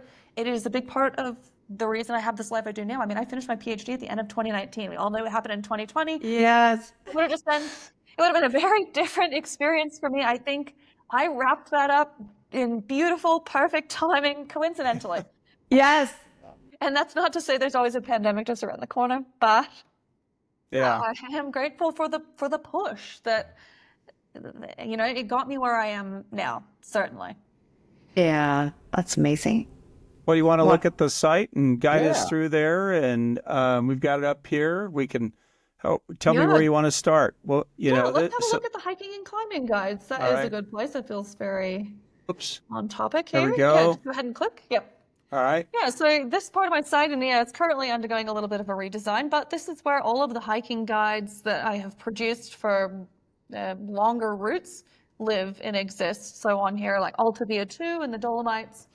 And I have written, this is where my PhD and my blog sort of overlap. I write these trail guides that are 10,000 words long, and I try and approach this from every single possible angle and be as thorough as possible. And these are the posts that I get the most positive feedback on, which is really special because they are in many ways the ones that are nearest and dearest to my heart. Having gone out and been on these trails and learned something about myself in the process, to be able to help direct people to go out and have those adventures and build that confidence outside without a guide, I think is really exciting. And there are many adventures that a guide is phenomenal on, but I believe too that there is power in going out there and doing the thing for yourself. It is how you build that confidence. You can go with a guide and you can be practically carried up or along any trail with very little effort. You can go out by yourself and create a true challenge. And I think that's where so much of the value is, right? That's where so much of the accomplishment is, that you did it on your own. Yeah. Yeah. Confidence. Yeah. Beautiful Wow. site. Well Well, organized thank you very too. much. So yeah, it is my hope to answer absolutely everything. This is designed to be a start to finish guide to hiking any of these routes. And we are currently in the process, like I mentioned, of putting out those GPX files that would even take this to the next level. But this is supposed to be every single day, every single segment of the trail, every side trip, everything they need to know about booking in advance, what to bring, the gear, how to assess, where your level is at, if this is appropriate for you, how to prepare in advance. And so I've tried to convey all of that into these guides, and it has resulted in something that is really long, as you can see from this table of contents. That's great, Okay. though. I mean, Yes. how comprehensive is that, though? That's fantastic. Yes, and the intention was for it to be fully comprehensive, and Which Yeah. people love. I mean, she gets comments and emails like, I use this as my Bible on ABC. And everybody I'm I met at the sure. huts where they were using Brooke's stuff. And so I mean it's clearly the effort of love that has been put into this has definitely been met with a huge appreciation from the people who actually find it and and use it. So. Yes, which is always such a wonderful feeling, like just knowing that you're having some sort of positive impact on other people, being able to get out and have these adventures is incredibly rewarding. And empowering. You're empowering people.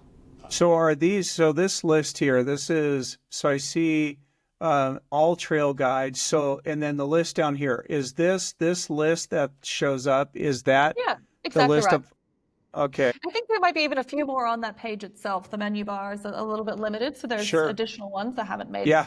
that cut. But yeah, as I'm creating more trail guides, I'm adding them here. This is the Aconcagua guide. Yes, there's There you Wow. are, on the top. Amazing. Oh, that's Wow. awesome. Great picture. Yeah. Thank you. Such an awesome picture. So inspiring. Wow.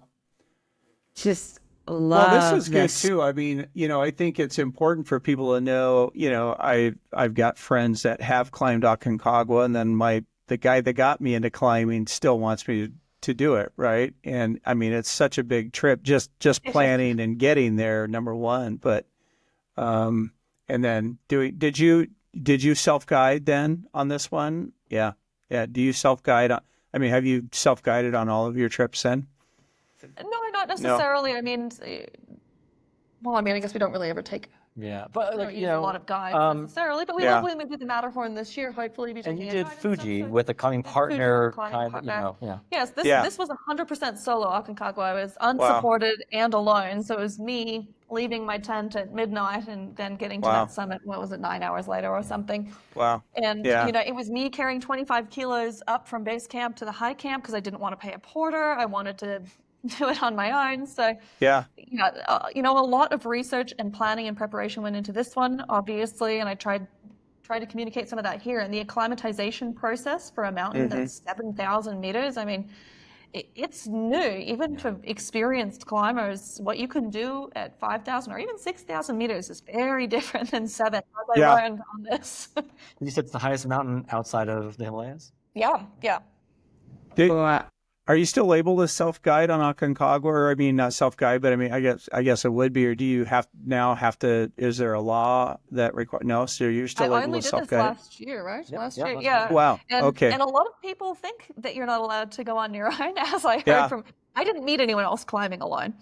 I met a few people climbing. Actually, I don't even think I met anyone climbing unsupported. I only met people climbing with guided groups. They take care of a lot of the logistics and stuff, but it certainly is not insurmountable to handle the logistics on your own. And especially as a one-person team, you are quite nimble. You don't need too much stuff for your camp. You can choose where you want to cut corners to save weight, and where you want to. Oh yes, this is another great part of the site, so that we've just put up really recently. This is our group trips. So Yeah. Tell us about this. This is really cool. Yes, we're super excited about this. So, of course, how we met on that trip to Patagonia, and then I have hosted several other trips since through a company that we're good friends with, Zealous Travel Co. They do amazing small group adventures to really cool places that are usually centered around a hike. And I've hosted several trips with them, and they're absolutely fantastic, husband and wife team, and they are the real deal. We have just this year gone out and started to build some of our own trips bottom up. So we built a trip in Jordan that sold out in a matter of hours. That's We're very great. proud of that.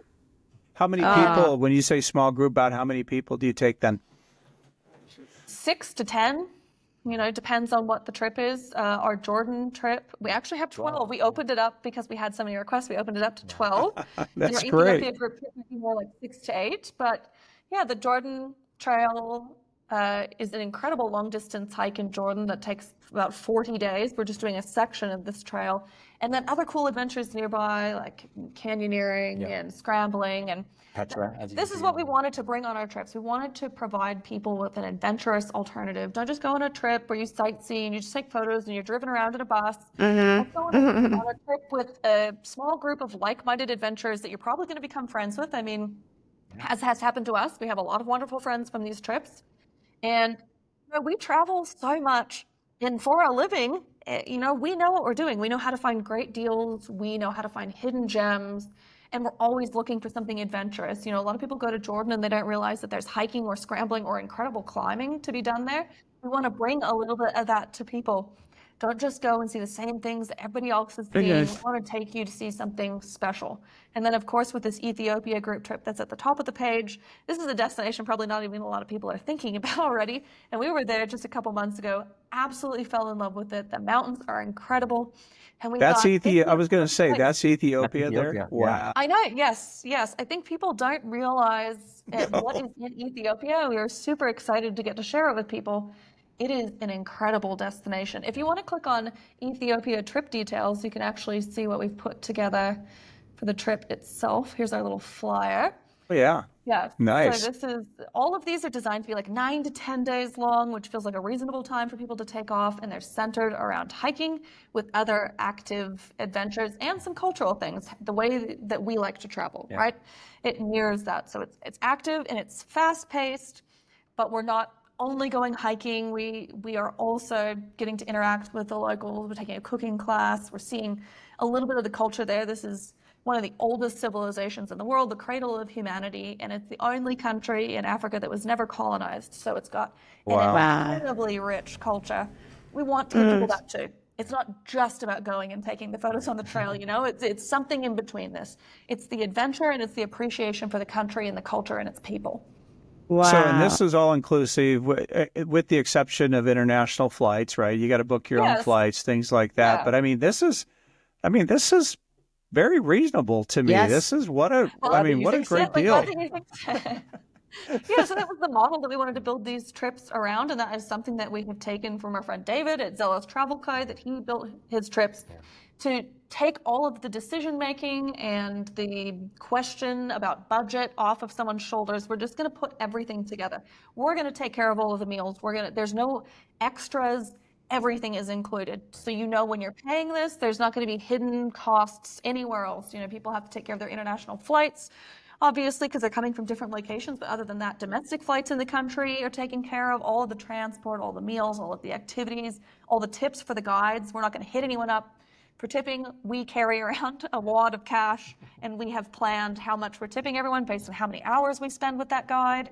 And so we've really tried to make it pure enjoyment for people who are busy professionals in particular.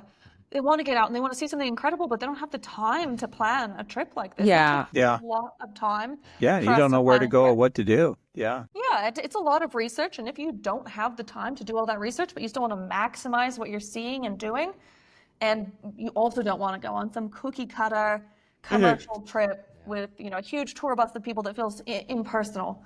I think we're the perfect blend here. We're trying to bring people to unique destinations so they can have a meaningful experience, see something incredible, but they don't have to do a lot of legwork themselves. And I think that supports Brooke's idea that, she wants to empower people, especially women, to get out there and travel in to places that, right, they might otherwise not feel comfortable going to, or just doing themselves. Right? One of the women who has come on 2 trips now, or will be coming on 2 trips, had expressed gosh, I've been wanting to travel so much and I just didn't know where to start. It felt daunting.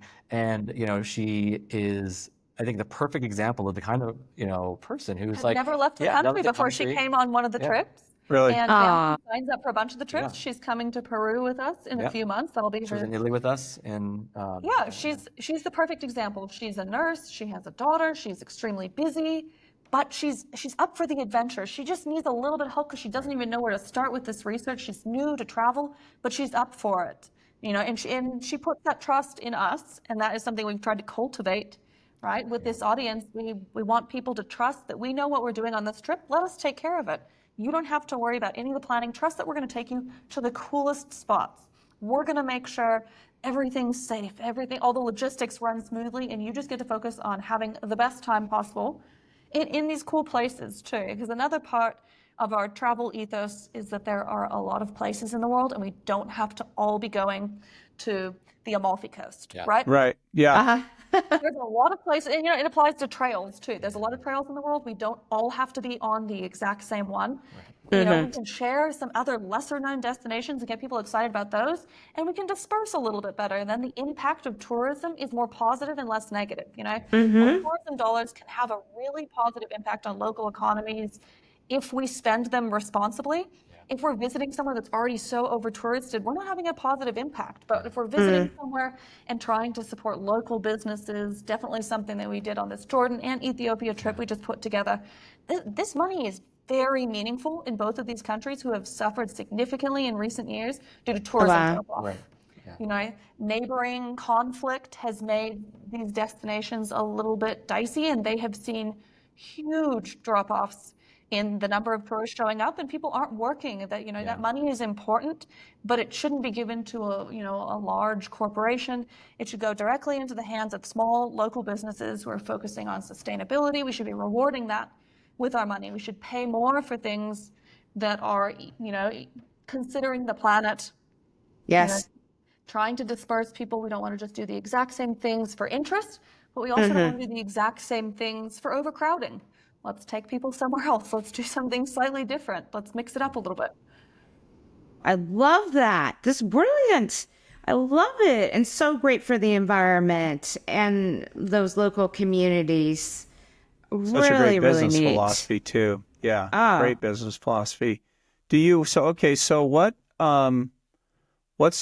in the future? What are the big, so I heard what's your next, where are you going next? So Peru is our next group Peru? trip, and this is Okay. actually just off the screen. If you scroll ever so slightly down here, it's already sold out. Yeah. But Oh, we're taking a fantastic. group trip to do the Alsangate trek in Peru, among some other outdoor activities. Yeah. Yeah, we have all of our previous trips on there as well. Just And to do you show. have trips? Do you have trips that you're going to do separately without groups that you're planning? So I heard you're going We to are going climb. to Peru to do our own trip. Yes, Yeah. we're doing some of our own stuff in Peru too. So Yeah. that's what we've been planning for at the moment. Yeah. Originally, I had mapped out some exciting circuit that we were going to do in the Cordillera Blanca in Peru. And after more consideration, I decided I can't take James to Peru for his first time and not take him on what I believe to be the best trek in the entire world, which is the Waiwash circuit. So I think we are readjusting plans and we will do that instead. It's a 10-day, very remote trip where we could definitely, we'll go days without seeing people. And it is just, it showcases the Andes in all of their glory. They are wow. so spectacular. And unlike the Himalayas, there's so many unspoilt corners. There's not overcrowding happening yet in the Andes, and hopefully it doesn't get that way. But, this is definitely backcountry at its finest. And are you backpacking? Yep. Nice. 10 days. That sounds great. Sounds perfect. Yeah. So it sounds really beautiful. It is so beautiful, yes. I can't oversell Peru. It's really Yeah. spectacular. Although Yes. I Patagonia. do feel very passionate about a lot of the places that we've been. Yeah, so many incredible places. And you're going the Matterhorn, or you did, or did? Yeah, plan. yes, we are hoping to do the Matterhorn this year. I've been weathered off in previous years, so it is our hope that we will get to finally do that and together, which will be more special. So, Wow. So, okay, so you guys are going to do that together. And you climb, I was just curious real quick, the mountain that you climbed together, the first one, which one was that? Assiniboine. So probably no one has heard of that. But it's the Matterhorn of Canada. It is the Matterhorn of Canada. Yes, it is. Oh, an really? incredibly beautiful mountain, and yeah, absolutely spectacular. And it was a great climb. We got a huge dump of snow before we went up, so it made it a lot sketchier than it otherwise would have been. But it was definitely an accomplishment. It was a 13-hour summit day, which is good for. This is a big push for James getting into non-guided climbing, and what a mountain to do it on in the Rockies. That was just the two of you. No, we went with a couple friends too. So 4 of us in total. Yeah. Oh, great. And so we were on 2 ropes for some of the stuff, and like I would lead our little rope, and James would clean our gear, which was really great. Good experience. Oh, that's neat. And then what is the most challenging climb that you've done together? Well, I mean, honestly, I would say that one probably just because it No. was. The conditions were not ideal. And we had to do a lot of prep around, okay, what happens if this, what happens if that? We were in a hut kind of waiting out the weather, and there were guides with clients who were like, yeah, we're not going to try this. And we had to be, okay, gosh, if like professional mountain guides are not able to confidently say they should get up this mountain, like, should we try that? And again, it brought it back to the conversation around what are our goals, being aligned and making sure that like the communication was at its peak, right? And not just kind of thinking, oh, well, we'll figure it out and as we go. Like, no, there was a plan. We knew that if we, met this kinds of conditions, we're turning back. Yes, there was turnaround times and there was turnaround conditions put into place. And I think that's always helpful. Yeah. Because it gets harder the closer you get to that summit to turn yourself around. Yeah. Yeah. So knowing in advance that this is going to be a turnaround time, or if we encounter something like this, we have to go back because we are not equipped to deal with this. We simply don't have the gear. This is not on us anymore. This is just, it's black and white if this happens. And I think that was helpful for us. But yeah, I know it is nerve-wracking too, watching guides back off of things that then we're going to go attempt to do. Just like it's nerve-wracking having guides tell you that you shouldn't be doing something. I had guides at the hut below Mont Blanc telling me, no, you're stupid to go up there alone.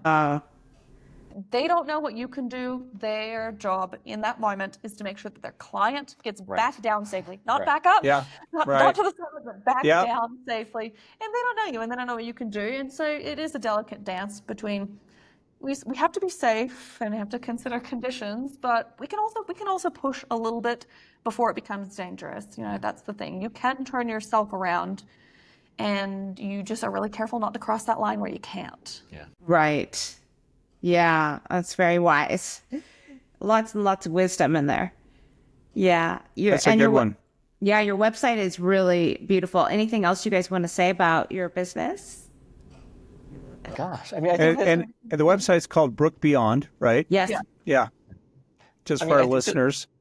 the biggest thing that I think I've noticed is that, it's back to this idea of like complementary skill sets and, creating a team, and where, yes, you kind of do want to make sure you're a jack of all trades, because you got to kind of show up and do maybe someone else's job today because I'm sick or Brooke's sick, right? But at the same time, having very specific areas of focus has helped us, and we're still feeling that out and exactly where that is. But it's helped us say, okay, I'm in charge of back end, I'm in charge of the business stuff. Brooke is the creative, the content person, kind of the visionary, if you will, and I'm the and I'm the one that says, okay, we kind of made the analogy of, Brooke's like the founder of a startup, and then a professional CEO comes in to help run it, right? There's a lot of vision and a lot of direction that has to happen from the founder to inspire and to, make people, want to use this product or do this service or whatever. And then there has to be the person who can make decisions, unemotionally around what is good for the company and the business, so that we can, keep realizing profit and keep doing this for the rest of our lives, fingers crossed, right? Yeah. And I think that, I have just enough business knowledge to be dangerous, right? I did my last degree was a degree in education, but it was at Stanford, and there was a lot of cross-pollination in the product design org and the business school, and there's a lot of encouragement of like starting your own business and do your own startup. And so I did a lot of these courses that are all project based around launching a startup, right? And so then I joined the real world and went to a 50,000 person company or whatever Adobe is, and none of it was relevant, right? So I was very frustrated with how I just learned all about this lean startup and design thinking and how to be an awesome little Oh, you're speaking my language, by the way. I love that. None of it was relevant, right? And so I got really frustrated with that. And so when I left, this was kind of the perfect opportunity to take everything I had learned about how to quote unquote do it right. Put your user first, right? Understand that value. Like, what are you as a business providing to somebody, and making sure that at the end of the day, that is what you're building for. And I think we have started looking at this business as a mini startup, right? Yeah. And thinking about things that would never Brooke never have thought about, thinking about, well, gosh, should we be looking at our backend stack to determine whether or not the site's running too slow, and is that affecting SEO, and all these things that are the unsexy fun non-fun stuff, but that, to me, I'm excited about it because I'm finally getting a chance to kind of exercise my kind of startup muscles that I haven't been able to do for so many years. So I really am excited about the direction that we're going to go, and especially now this feels like kind of an inflection point where we're thinking about the site, improving the back end, improving some of the content experiences, and figuring out like what is it that we do well, where can we bring value, how can we maximize that value for now, and then once we see that we've actually got a handle on that, okay, what's the next big thing? Because I think there's just so many companies out there that are trying to do everything for everybody, and Brooke's been really good about knowing her value proposition and being like, this is what I can do well. This is where I think that people are going to really get a lot out of my post or my content or my point of view. And that's helped me. That's a great, in that case, here's our strategy, right? Here's how we're going to execute. Here's our 5-year plan, here's our roadmap. So it has been this very complementary skill set that I think has worked really well. And yes, we butt heads. Yes, I think maybe we should do X, she should do Y. But at the end of the day, the differing skill sets and those focus areas help us keep each other in check. And at the end of those conversations, we always come out with a much better compromise based on what we both think is going to be the quote unquote right answer, and neither of us feels like, well, I guess I'm just gonna unilaterally sit over here and do nothing, or I'm really upset with this decision and can't do anything about it because the VP of marketing said so, right? So it's so refreshing to be able to exist in a world where, your KPIs and, the good idea fairy of some VP isn't what's driving your roadmap. You just Well, described a beautiful corporate culture, I think. So, and I love, Carrie's done it and doing it. I'm doing it. You're bootstrapping this business and this company and it really truly is a startup, right? But I think you're really onto something. You have something very special. I think between the two of you, something special. What you just described, what you individually bring to this relationship of not just your personal relationship, but your professional relationship. And I think it's really interesting to see where you've come together as a couple in the last year, what you've accomplished. But I really think you're onto something here, and it's going to be big. So we'll help you any way we can too. So Thank you. yeah. Yeah, we definitely feel that I love the feeling that we are better together. We Yeah. are more than just the sum of our parts. We are a wonderful complement, whether we're climbing or we're hiking, we're planning trips, day-to-day life, and in this business, it's incredible to see. Yeah, but for someone who lived for so long feeling like anyone's going to slow me down, this is just dead weight. It's really Yeah. Yeah. to recognize Yeah. that, a partnership is a lot Such a more. romantic. I know, yeah. And I really did feel that at points in time that it was dead weight, and it has never felt like that with us. That it is dead weight. No. Even in those moments, like you've said, even those moments where we're arguing our position and we're not seeing it the same way, we always come to some conclusion that is better than what either one of us could have done on our own. Yeah. And I think we'll see that with our climbing more and more. You having a position that favors a little bit more caution and me having a position that favors a little bit more push. There's beautiful balance in that, right? There is, yeah. Yes. Too much of any one thing is dangerous or stagnating. And we have a really good dynamic where we can slide somewhere in between our two, sometimes extreme positions, and find something that is better than either of us could have done on our own. Yeah. I think a lot of people would look at you two and say, "Wow, they've reached the pinnacle in terms of their own mind." A person looking at you should say, "They've reached the pinnacle, the peak. There's nothing else left to do. They've done it." What do you say to that? Where do you've achieved a lot of things together, but and you're obviously a great example of peak performing individuals and a peak performing couple. But where do you think you are, in that journey? Oh, Just getting started? Yeah, exactly. Right, the limit. To do. Yeah. I swear I look back all the time to 5 years previously, and I think, oh my God, I had no idea to even dream to be where I am right now because I didn't know it was an option, which makes me excited about the future. Where are we going to be in 5 years from now that we couldn't even imagine? Five years ago, I was working for, granted, a very small amount of time in a full-time position at a university. I did not know that full-time travel was an option for me. I saved up money, I quit my job, and I thought I was traveling for 1 to 2 years max. It's been nearly 5 years now, and we have no intention of stopping. I had no idea I could sustain myself with income on the road. I thought I was just going to live off of that savings and then go back to the real world. But we've built a new reality. There is no going back now. There is only going forward. Yeah. And who knows where we'll be in 5 years. And I think that the assumption, I understand where it comes from, but the reality is, there's always someone bigger, stronger, faster, smarter, doing it better, doing it more interesting. And if you believe that you have, cracked the code or that you have unlocked, the secret sauce or whatever it is, then you're eventually going to stagnate. You might be on top for a little while, but I saw it all the time in the corporate world. I cannot tell you how many times someone said, look, I've been doing this for 25 years. I think I know what I'm talking about, or I think I know what I'm doing. I think I know the best way to do it.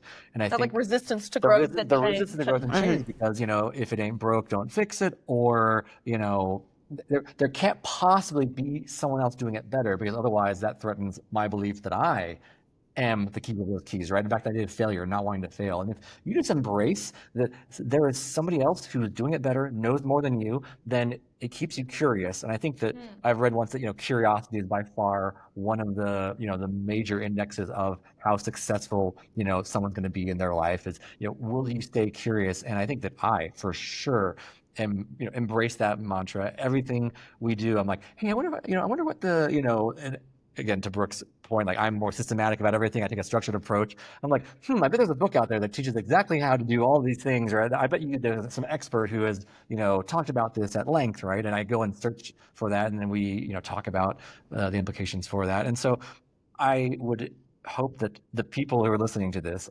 never kind of just are okay with the status that they've reached, thinking like, I've reached it, because the reality is you haven't, right? Like there's always so much more potential. And if you decided you got to a point and you're happy at that point, I think that's also fine, right? It's not about, you always should be pushing yourself to do more. It's more about just recognizing that you are limitless, right? To your, the point of the podcast, right? You're limitless, and where you decide to draw the line is totally up to you. But it's probably not where you think it is, just like it's probably, you hit the wall and you think you hit the wall. Well, you probably actually haven't, right? You can push on, up the mountain, up the hill. And I think the same is true for your success, right? There's more fuel in the tank, right? Yeah, there's always more fuel in the tank. Yeah, exactly right. And as we are incredibly happy with our life right now, but I do think we feel constantly called to explore new things. We want to go to new places. We want to try out different activities. We are always trying new things. And definitely with this business, I have no idea where it's going to take us over the next few years. But I feel pretty confident it's going to be somewhere exciting and somewhere we couldn't have predicted, because that's how my entire life feels like it's played out. I could never see the next turn. And I've been happy with all of the turns that have happened. That's really cool. And it's like you guys are talking about being curious and how important that is, which is that whole, and the growth mindset. Yeah. Right, and it's not just like, I've made it. It's more like, I'm on the journey, and you're just like exploring and growing. I should, learn about, like we're constantly learning. And I think that's also something James does super well too. He loves learning. Anytime we are trying to implement anything, or even anytime we're trying to do anything with hiking or climbing, or we're trying to go on a trip, he always wants to learn something new. He's always trying to learn language. He's trying to learn new skills. We're always trying to constantly upskill and improve ourselves, even in small ways. And that's a really exciting mindset too, because it does make your opportunities limitless if you're constantly willing to try new things and branch out of what you know currently. Let's learn something different. Let's hear a different perspective. Yeah. Let's push out of the box a little bit. And I think I saw this really, and Rod, you probably saw this in the military and the Marines, and like I spent a lot of time with pilots, and I showed up to the squadron, and they were all pilots. They all had their wings, right? They were quote unquote pilots, but none of them ever had a break. They were always upgrading, quote unquote, right? Like if they came in as the baby navigator, they were trying to qualify as a navigator. Okay, then once they became navigator, then literally the next day they started, learning how to be the tactical coordinator or whatever, right? And so I was like, man, this sucks. These guys are. But then I realized, like, I don't want a pilot who's happy with, and again, it's not them. It's big navies making them do this, but you don't want someone sitting there who feels they've reached it and then doesn't have anything else to grow. There's always more, and it's almost always that the large like graduation ceremonies and big ticket like symbols like oh, I'm getting my wings, or I got my MBA, or whatever it is. That is always the starting point. Like that is just the prerequisite to starting the journey. And I think that I started seeing that more and more, and then seeing how that actually was much more reality of life than, oh, you got your degree, so you're done, right? And then it's all smooth sailing. I mean, and unfortunately, some people I do think subscribe to that mindset. Yeah. But yeah, this concept of professional development and personal development throughout life, like even things like, constantly trying to improve yourself and your relationship in small ways. Oh, yeah. It is a process, and it's a labor of love. And I think it is exciting to be alive right now, where stigma around therapy is changing so much, because my goodness, who couldn't benefit from it? Yeah. And recently we had a friend say to us that he was thinking about going to couples therapy, and had we tried it? We said, we haven't done it yet, but we actually are really, really interested. And yeah, he was really excited by that idea. Like, I think in previous years, people thought couples therapy was where you went to get divorced, but in reality, it's where you can go as you can go as a happy, healthy couple too, to just learn new skills. You could be constantly evolving and improving in your relationship with your partner too. And we're like, hey, this would be kind of interesting. We should go check this out for a few sessions and talk to someone and get some third-party perspective on this. And why not? Why not be constantly trying to upgrade and improve ourselves, our relationship, our climbing abilities, our traveling style, our business? We should be upskilling in every part of our life in slow, meaningful ways. That's exciting, right? It's not that the grass is greener and we're never happy where we are. It's just that there is some joy in the pursuit of bettering yourself and your life. Yeah. And I think that I use the analogy of like a peak performance athlete has a coach. Right? Like you don't become an Olympic, you're not on the stand at the Olympics because you did it all by yourself. Right? Yeah, Like right. So true. You have a coach there. And I look at therapy as like, a coach, right? Like it's not about fixing what's wrong. It's about maximizing the capability and potential. Right. And I think that this is why I said, Brooke as a partner maximizes my potential. Right. If I let her, right. And so I have to let her though. Right. And I think the same could be true for just a couple, right? Like you're existing in this world, you look around, you're like, what do we want to maximize? Well, like, again, what athlete sits there and says, I'll just read a book on it, right? I'll watch a podcast. Like they get a coach who knows what they're doing and they set goals and then they help them reach those goals. So I'm a big fan of therapy. I'm a big fan of this idea of like trying to maximize your potential, because ultimately it's the effort, not the destination, but it's the effort and the journey that will then lead to all the success and the benefit, right? Yeah, building some of that resiliency. And I mean, I think it's the exact same concept of like, we want to go on some of these climbs and knowing when to take a guide and when you're going to challenge yourself with that. There's a lot to be learned from professionals in this, and we are certainly not at the point yet, nor will we ever be, where we discount what a professional in the mountains would be able to offer us. And it's exciting to consider, just because we can go out and do a lot of stuff on our own, let's also challenge ourselves sometimes by doing something harder under the supervision of a guide. And let's be really systematic about that too. Let's talk to them about what we know and what we want to get out of this experience. Let's not just get carried up the mountain. Let's work on developing certain skills together. Hey, we want to get better at X. We want to get better at anchor building. That could be a focus of what we go out and do. And it also means sometimes we're not just chasing the Matterhorn summit. We're chasing a smaller summit that gives us an opportunity to learn and grow and advance our skills so that we are ready to tackle bigger stuff. So I think that's something you do really well. Like, you are always interested in upskilling and looking at courses and how can we learn more from an expert in the field. That's exciting. Yeah.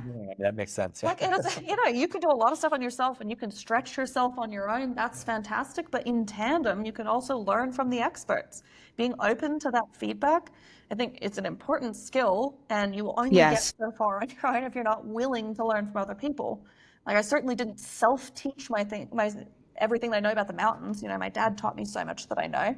It's been incredible being able to go out and implement some of those things on my own, but it's not like I just was born knowing all of these things about the mountains, But the corollary is you didn't have to go out on your own. Because she's advocating my position, which is very sweet of you. I appreciate that. I'll advocate hers, right? Like, the corollary is that you have to go out on your own and figure out what is failing or working, or you have to experience something. Like, you never go out and just talk theoretically about mountain climbing, because that would mean nothing, right? Like, you go out, you climb a mountain, right, or an FTX, or you never do the FTX and then come back and just don't debrief it, because like, how do you learn? So you need both, right? You need to go out there, climb the mountain, and then come back and debrief and be like, what worked, what didn't work, and then that helps you decide, okay, now we can structure, our learning in this way, right? Because without one, it is, they're, what am I trying to say here?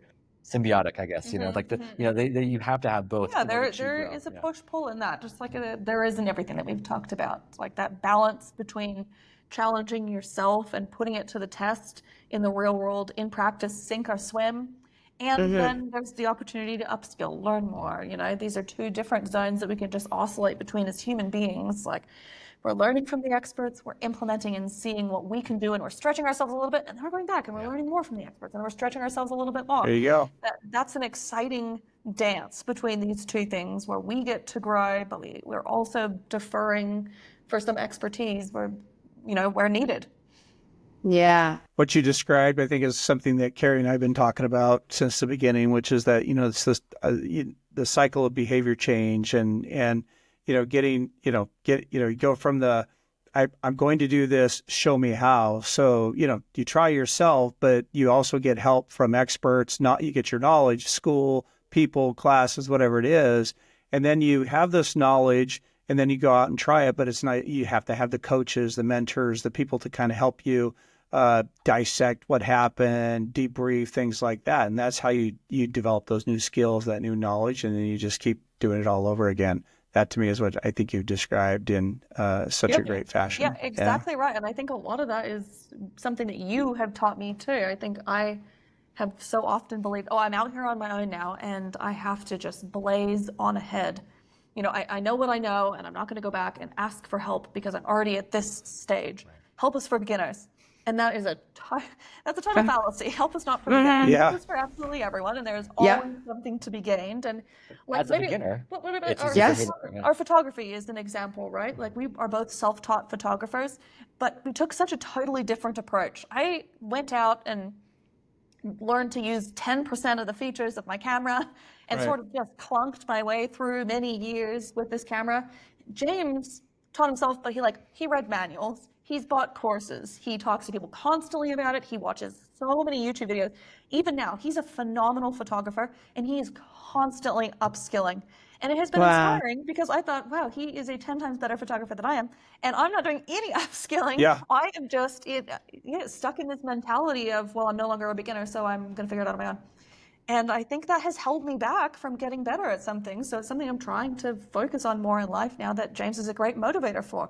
It is never too late to upskill. There is always something to be gained from someone else, even if it's just a new perspective, Someone approaches something slightly different than you do. That's interesting. Oh, yeah. Like the learner's mindset. Yes. It's just open to learning and growing. And just, you guys also talked about failure. I mean, I think also along the journey, right? Just bringing that back quick, because I think that's really important. The ability to fail is so important to do the journey, right? To keep it going. And you spoke about it earlier, but do you also feel, that really helps the mindset? Like you were talking about the startup culture and fail fast and do you feel like some of those business concepts help just in life to be that you apply them, the failing fast, how you think about it? I think I look at all the failures I had in my life leading up to, today, right? Like, major ones, like wanted to go to the Naval Academy, didn't get in, right? Wanted to be, become a SEAL, like failed the training, right? Tried to get into the Stanford Business School, didn't get accepted, right? Like all these things that, people could look at as failures, and they objectively were, but then, it's only a failure if you walk away and you don't learn anything from it. Yeah, right? That's right. That's a good point. Good. That is the only time that it's a failure is if you walk away and learn nothing from that, right? And so I have absolutely, and then again, you can point to times that I had successes, right? So it's been a balance, but I definitely know that the failures in my life have 100% helped me, get a little more clear-eyed, right? Focus on, is this really what I wanted? And the answer sometimes was yes, sometimes it was no. When no, it was like, oh, great. What did I really want? Okay, let me that starts the next line of kind of exploration and self-development, right? And so, after I didn't get into business school, I'm like, did I really want to go to business school to begin with? And the answer was no. I wanted to go and do build cool, educational tools and things. And that kind of led me to my path where I ended up finally getting into Stanford in the School of Ed. But still, It was a much better experience compared to, I talked to people in their MBA. They're like, man, this is right for you. Yeah, it was right for me. It's definitely right for you. I think you do yourself an incredible disservice in this life if you only try to do things where there's no potential for failure. Right. Right? Yeah. Safe. Yeah. That's right. Yeah. I mean, entering into things and trying things out where there is especially a high percentage or a high probability of failure, that's where the growth lives, right? Yes. Not challenging ourselves in that way is an excellent way to stagnate and learn nothing. Yeah. Yes. Yeah. It's like Carol Dweck's work, right? You're familiar with, I'm sure, all of her amazing work, right? Growth mindset. And growth mindset, right? Yeah. Yep. Yeah. Yeah. Like learning from exactly what you're saying. Many of those concepts. Rob, are you going to say something? I know we could keep going all day. I love this. I think we're probably near the end of it's been over an hour and a half. This is amazing. wow. This I know, has yeah, flown by. Yeah. Conversation's just rolling. Yeah. Such a great conversation. So good. Is there anything you want listeners to know that you'd want to share? That we haven't asked about. Yeah. I mean, I have a couple things that we just talked about this the other day. Like, I think just be patient, right? Like, your time will come, and I think everyone is, you see on social media, you see your parents, your friends, like the grass is always greener. You're like, why am I not where I'm supposed to be at 25 or 30, or whatever, right? And I was fortunate enough to find my person at 42, right?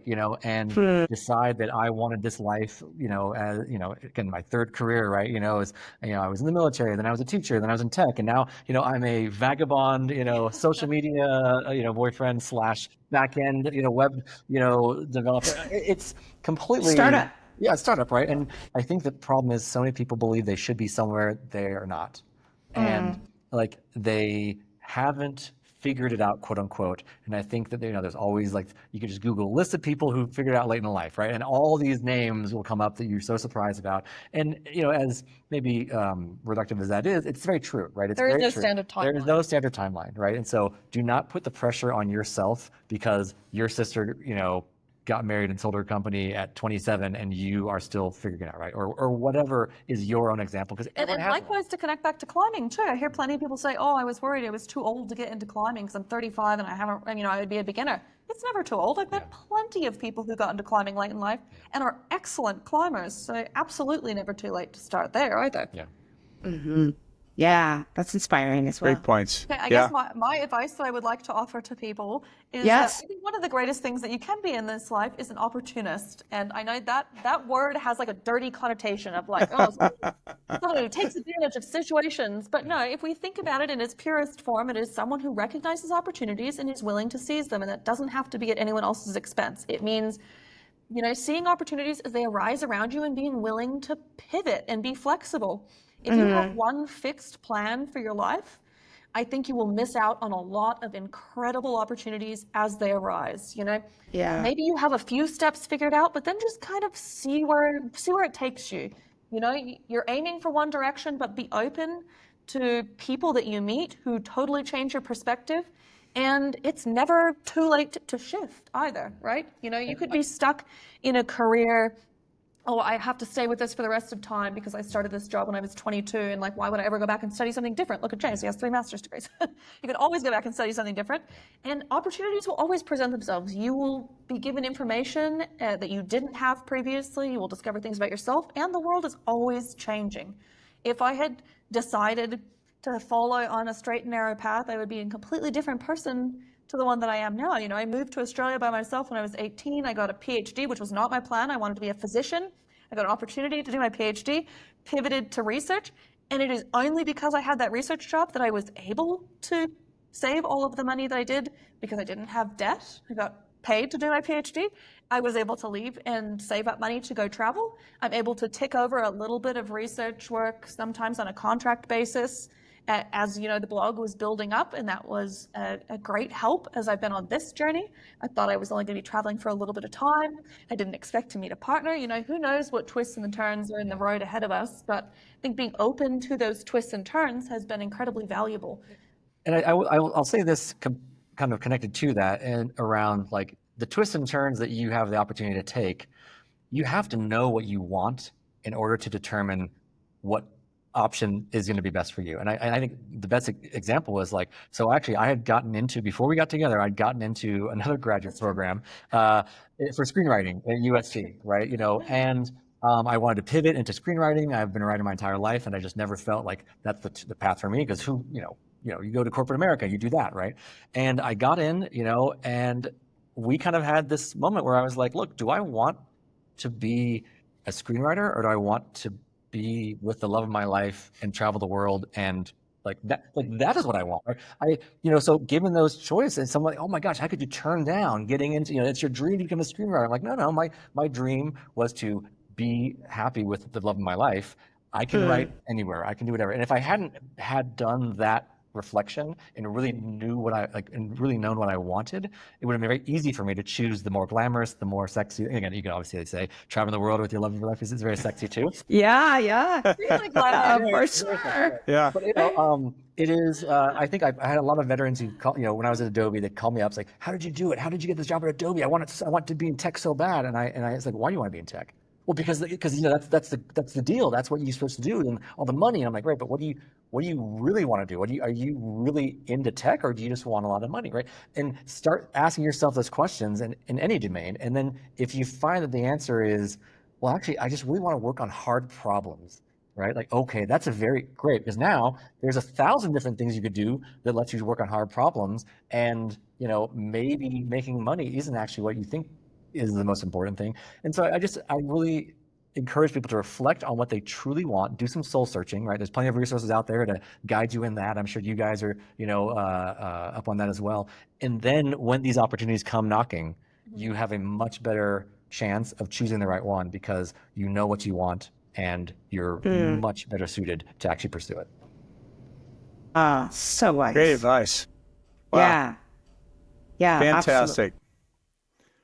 Well, wow. Okay, this has been amazing. This is awesome. Yeah. So awesome. So make Thank you so sure much, everybody knows this is Brooke Brisbane and James Slater, correct? I got the names right? Right. Yep. And the travel website is Brooke Beyond. Brooke Beyond, and you need to go to this site. If you're just listening, not watching, go to Brooke Beyond. It is the most comprehensive travel site I've seen so far, and I've seen some good ones. I think even your dad's is respectable too. So wow. Thank you for sharing your story with us, your life, and your business, and all the lessons along the way. It's been great to see you two still working on living a life without limits, and you're a great example of that. So, Carrie, I'll let you take us out, and we'll end it there. How's that sound? That sounds great. Thanks, Rod. Also, just following you on social media, right? Instagram and are you on Facebook? Okay, really great. Yeah. I follow you, so I really want to encourage people to follow. And your Instagram handle, just is it Brooke Beyond? Yeah. Okay. Brooke Beyond. Okay, great. So highly want to encourage people to do that. The people will be so inspired. And just there is so much wisdom and so many things that you guys have shared that are so motivating. I think that people will be so inspired to hear your story. Thank you. Yeah. It is such a privilege. Yeah, it is such a privilege to sit. Oh, absolutely. And it's such a privilege to sit with you both and hear how you guys are crafting your life. And you talked a little bit about the book Design Your Life, and just you can really hear that and see that and feel that as you guys talk, and how motivating. I just feel that people will be really inspired to take those risks and lean into knowing who they are and really go after what they want. So I think I am incredibly inspired by listening to both of you. Total delight and joy. And I'm going to continue to follow you. And also, I was just thinking about your business model. I mean, what you're generating for people is incredible memories. And when we all have an end to our life, unfortunately, right? And what we often think about, at the end is maybe memories with friends or family or experiences. And I think that your business also embodies that, really getting people to see the world and to have experiences with other people, build community, and make memories. They're priceless. So I love what you guys are doing. Thank you. You're making the world a better place. And you definitely embody peak performance as individually and with a couple. Thank you for helping. That's all. All right. Thanks for joining us today.